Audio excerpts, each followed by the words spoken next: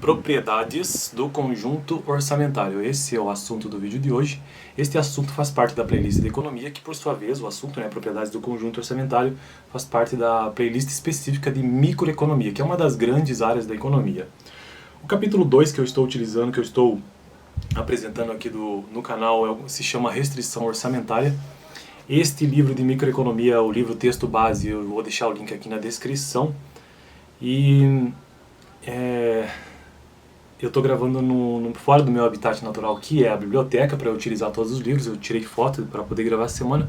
Isso porque estamos na semana de carnaval, então a biblioteca está fechada e eu estou tendo que dar uma improvisada aí, como se eu já não fizesse isso constantemente. Mas em termos de cenário, em termos de local onde eu utilizo para gravar os vídeos, é a primeira vez que eu estou gravando assunto de economia aqui, ó.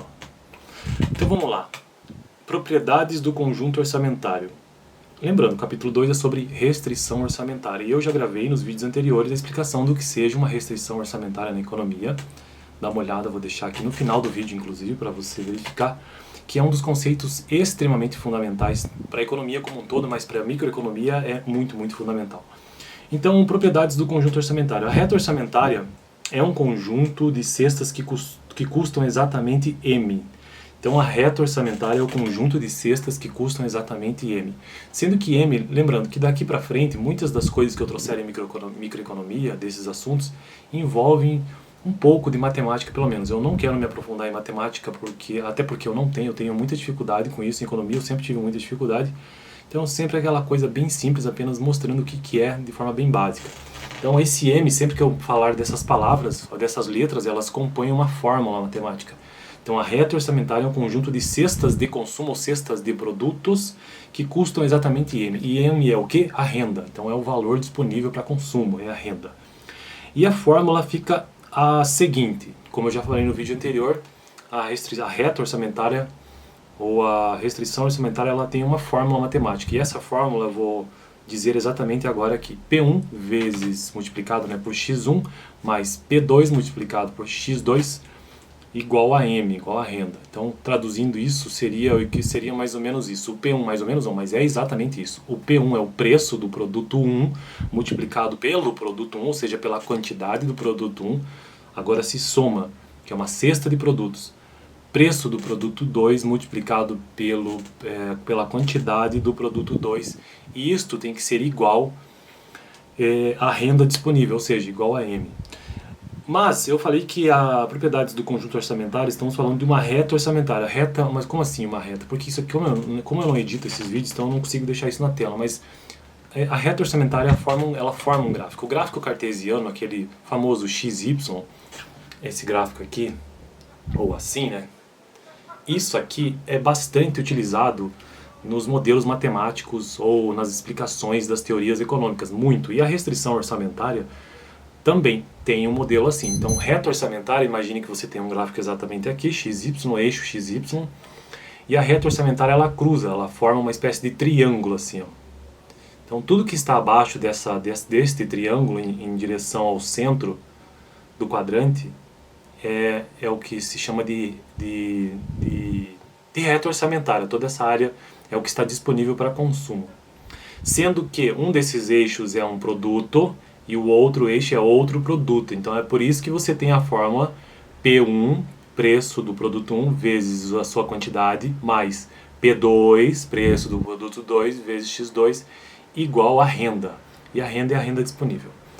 Mais ou menos isso. Vamos continuar o texto. São essas as cestas de bens que esgotam a renda do consumidor. Então estes dois bens que estão aqui no exemplo do eixo X e Y, produto 1 e produto 2, esgotam a renda disponível para o consumo. O conjunto orçamentário é representado na figura como ele traz aqui para mim, que eu já tentei explicar na verdade, A linha cheia, vamos ver aqui, a linha cheia é a reta orçamentária, as cestas que custam exatamente M, e as cestas abaixo dessa reta são as que custam estritamente menos que M. Então tudo que está abaixo, em direção ao centro desse gráfico aqui, entre o encontro de X e Y, tudo que está abaixo que custa estritamente menos do que a renda.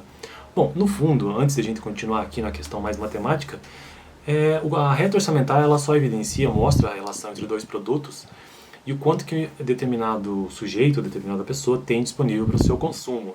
em relação aos bens.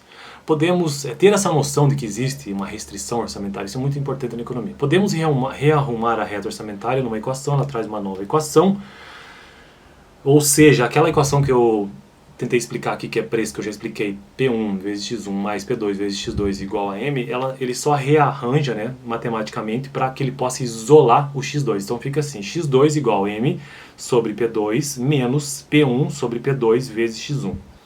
Que corresponde à equação de uma linha reta com intercepto vertical igual a renda sobre P2, ou seja, a renda sobre o preço do produto 2.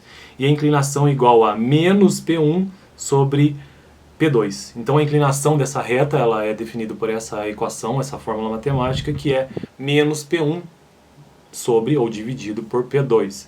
Enquanto que o intercepto vertical, o encontro, é igual a renda dividido por P2. São duas fórmulas bastante utilizadas em microeconomia. A fórmula mostra quantas unidades do bem 2 o consumidor precisa consumir para satisfazer exatamente a restrição orçamentária se consumir X1 unidades do bem 1. Eis aqui um modo fácil de traçar a reta orçamentária dados os preços P1 e P2, deixa eu pegar meu celular aqui, e a renda M. É só perguntarmos que quantidade do bem 2 o consumidor poderia comprar se gastasse todo o seu dinheiro no bem 2. É basicamente isso, mas aí existe uma fórmula matemática para isso. A resposta é naturalmente renda dividido por P2. Porque se você tem uma quantidade X de renda, quanto que eu consigo comprar do produto 2 com a renda? Essa é a fórmula básica. Essa fórmula básica desse intercepto vertical que ele está tentando nos mostrar, né? O intercepto vertical, o eixo Y aqui. Enquanto que o intercepto horizontal, que daí é o eixo X, é a mesma coisa, com a diferença de que é renda dividido pelo preço do produto 1. E a reta orçamentária é negativa, né, porque ela é decrescente, então, por isso que ela é negativa. Então é o preço do produto 1 dividido pelo preço do produto 2. Vamos continuar. A resposta é naturalmente M por P2. Perguntemos agora quanto o consumidor poderia comprar do bem 1 se gastasse todo o seu dinheiro no bem 1. A resposta é renda dividido, que os valores monetários estão na mesma unidade medida, dividido por P1.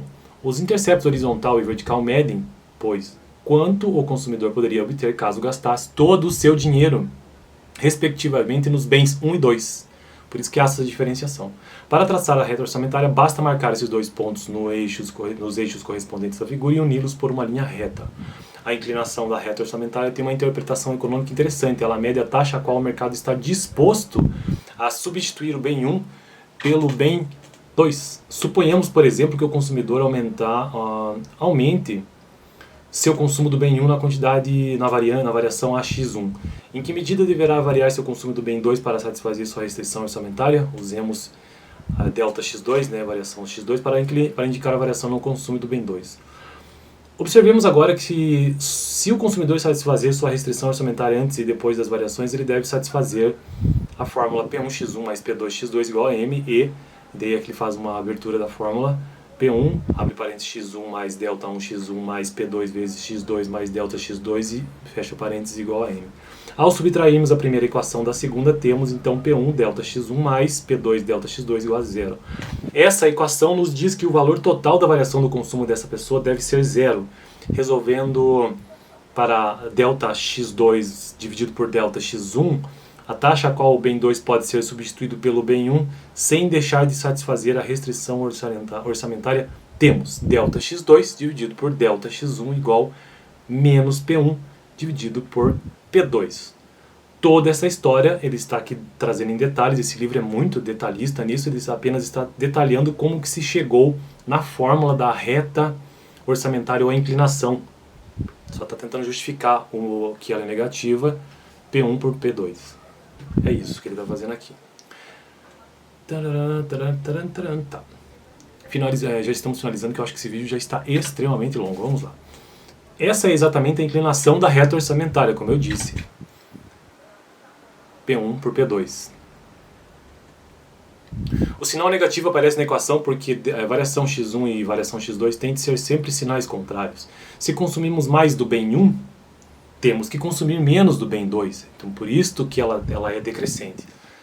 e vice-versa, para continuar a satisfazer a restrição orçamentária. Não tem como consumir mais do produto 1, produto 2 crescerem ambos. Não tem como isso, porque senão nós vamos furar, vamos com certeza romper a restrição orçamentária.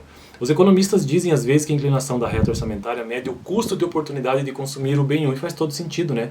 Uma vez que você está consumindo o produto 1, você está deixando de consumir o produto 2, então isso é um custo de oportunidade. Então, o custo de oportunidade de consumir o bem 1. Para consumir mais do bem 1 é preciso deixar de consumir um pouco do bem 2.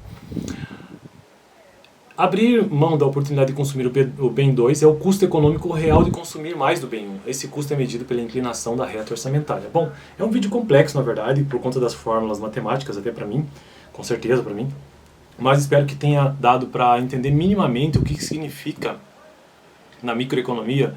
Essas têm outras tantas propriedades do conjunto orçamentário mais detalhadas matematicamente.